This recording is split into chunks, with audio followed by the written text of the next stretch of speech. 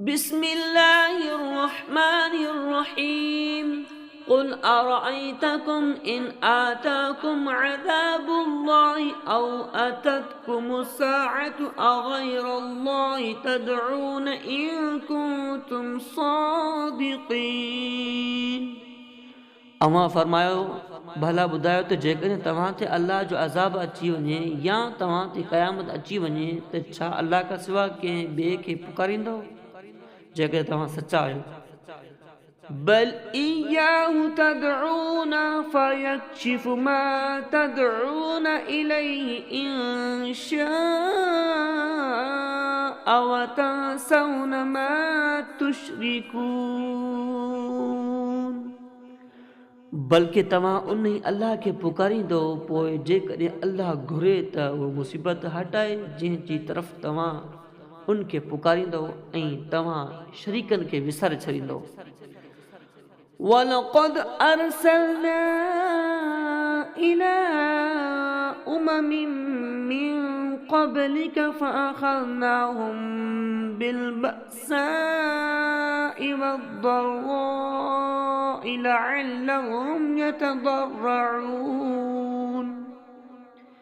ऐं बेशक असां तव्हां खां अॻियनि उम्मतनि जी तरफ़ रसूल मोकिलिया त उन्हनि खे सख़्ती ऐं तकलीफ़ में गिरफ़्तार करे छॾियो त जीअं उहे कंहिं तरह ॿाॾाइनि।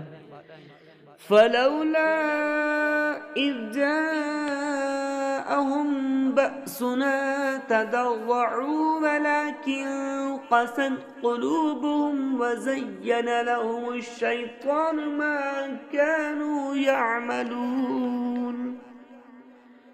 पोइ ई छो नथो थिए जो जॾहिं उन्हनि ते असांजो अज़ाब आयो त ॿाॾाइनि हा पर उन्हनि जूं दिलियूं सख़्त थी चुकियूं हुयूं ऐं शैतान उन्हनि जा अमल उन्हनि जे लाइ सीगारे छॾिया हुआ।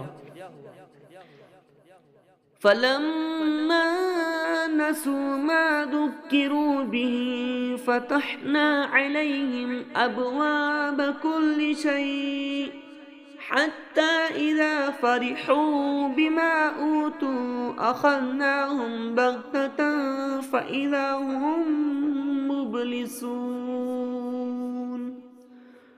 पोइ जॾहिं उन्हनि हिननि नसीहतनि खे विसारे छॾियो जेके उन्हनि खे कयूं वियूं हुयूं पोइ असां उन्हनि ते हर शइ जा दरवाज़ा खोले छॾिया ऐसी ताईं जो जॾहिं उहे उन ते ख़ुशि थी विया जेके उन्हनि खे ॾिनियूं वियूं पोइ असां ओचितो उन्हनि खे पकड़े वरितो सो हाणे उहे मायूस आहिनि।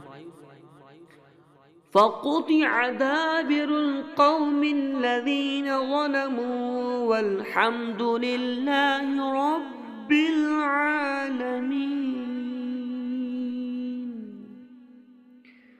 पोइ ज़ालिमनि जी पाड़ कटी वई ऐं समूरियूं ख़ूबियूं अल्लाह जे लाइ आहिनि जेको सभिनी जाननि जो पालणहार आहे।